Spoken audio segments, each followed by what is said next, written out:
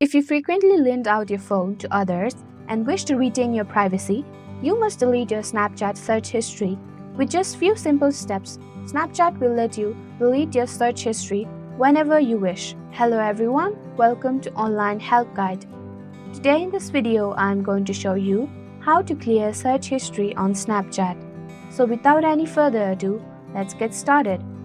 Open your Snapchat on your device. Click on the profile icon at the top left of your screen. Tap on Settings icon at the top right of your screen. On the Settings page, scroll downwards. Under Account Actions, tap on Clear Search History. Tap on OK to confirm it.